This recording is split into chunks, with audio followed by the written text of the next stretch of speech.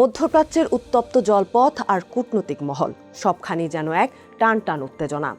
একদিকে মার্কিন পররাষ্ট্রমন্ত্রী মার্কো রুবিও ঘড়ি ধরে বসে আছেন উত্তরের অপেক্ষায়, অন্যদিকে তেহরান যেন সময় নিয়ে খেলছে। প্রকাশ্যে কঠোর অবস্থান, আড়ালে আবার দর কষাকষির ইঙ্গিত। এই জটিল সমীকরণের মাঝেই আস্থা ফেরানোর লক্ষ্যে হরমুজে নামানো হলো কাতারের এলএনজি ট্যাঙ্কার। প্রশ্ন হলো, তাহলে কি হরমুজ ঘিরে নতুন কোনো সমঝোতার চেষ্টা চলছে? বার্তা সংস্থা রয়টার্সের প্রতিবেদনের আলোকে এই বিষয়ে বিস্তারিত জানব টিবিএস এক্সপ্লেইনারে। সঙ্গে আছি আমি রাইস ইসলাম অসীম। মার্কিন পররাষ্ট্রমন্ত্রী মার্কো রুবিও ভেবেছিলেন ৮ মের মধ্যেই তেহরান থেকে হা না উত্তর আসবে, কিন্তু ৯ মে শেষ হলেও ইরানের পক্ষ থেকে কোনো সাড়া মেলেনি। আমেরিকার প্রস্তাবটি বেশ সোজাসাপটা। মার্কিন কর্মসূচি নিয়ে পরে কথা হবে, আগে এই যুদ্ধটা থামুক। কিন্তু ইরান যেন এখানেই তাসের পাতা দেখাতে রাজি নয়। হোয়াইট হাউসের মুখপাত্র টমি পিগট জানিয়েছেন, ৯ মে মিয়ামিতে কাতারের প্রধানমন্ত্রীর সঙ্গে গোপন বৈঠক সেরেছেন রুবিও। মধ্যপ্রাচ্যের নিরাপত্তা ও স্থিতিশীলতা বজায় রাখার বিষয়ে আলোচনা হয়েছে এতে, যদিও বিবৃতিতে সরাসরি ইরানের নাম উল্লেখ করা হয়নি। ২৮ ফেব্রুয়ারি ইরানের বিভিন্ন স্থাপনায় মার্কিন ইসরায়েলের যৌথ বিমান হামলার মাধ্যমে সূচনা হয় যুদ্ধের। এরপর থেকে হরমুজে অ-ইরানি জাহাজ চলাচল সীমিত করে তেহরান। ইরানের আধা সরকারি ফার্স নিউজ এজেন্সি জানিয়েছে, ৮ মে হরমুজ প্রণালী এলাকায় ইরানি বাহিনী ও মার্কিন জাহাজের মধ্যে বিক্ষিপ্ত সংঘর্ষ হয়েছে। পরে সামরিক সূত্রের বরাত দিয়ে তাসনিম নিউজ এজেন্সি জানায়, পরিস্থিতি আপাতত শান্ত হলেও নতুন সংঘর্ষের আশঙ্কা রয়েছে।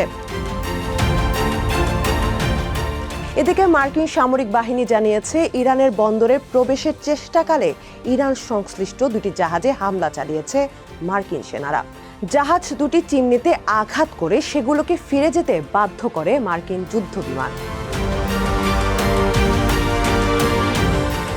সংঘর্ষ শুধু সমুদ্রপথে সীমাবদ্ধ থাকেনি। ৮ মে নতুন করে আক্রমণের শিকার হয়েছে সংযুক্ত আরব আমিরাত। ইরানের দুটি ব্যালিস্টিক ক্ষেপণাস্ত্র আর ৩টি ড্রোন রুখে দিয়েছে আমিরাতের আকাশ প্রতিরক্ষা ব্যবস্থা। ট্রাম্পের প্রজেক্ট ফ্রিডম নিয়ে ইরান যে মোটেই খুশি নয়, এই হামলা তারই প্রমাণ।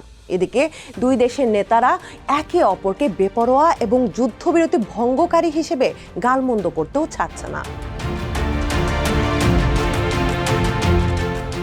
এত উত্তেজনার মাঝেও এক অদ্ভুত দৃশ্য দেখা গেল ৯ মে।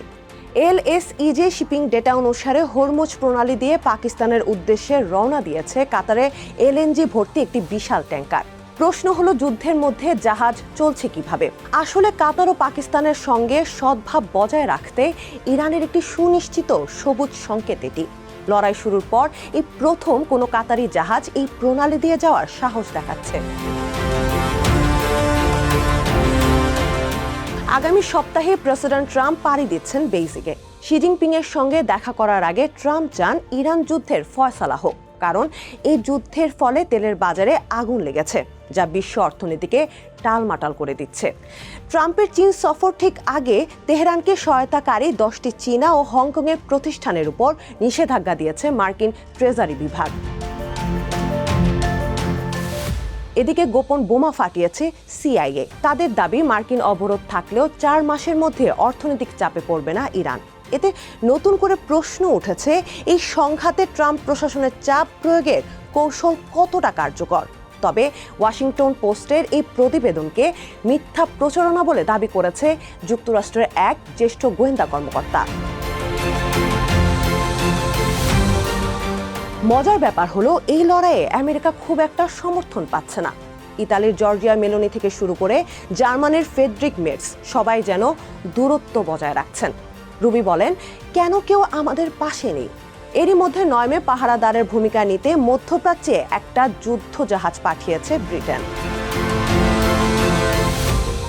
হরমুজ প্রণালীতে আপাত দৃষ্টিতে শান্তি বিরাজ করলেও এটি আসলে ঝড়ের আগের পূর্বাভাস কিনা তা নিয়ে বিতর্ক তুঙ্গে।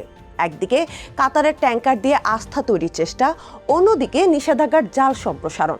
সব মিলিয়ে ইরান যুক্তরাষ্ট্রের লড়াই এখন কোন দিকে মোড় নেয় তার উপরই নির্ভর করছে বৈশ্বিক অর্থনীতির ভবিষ্যৎ।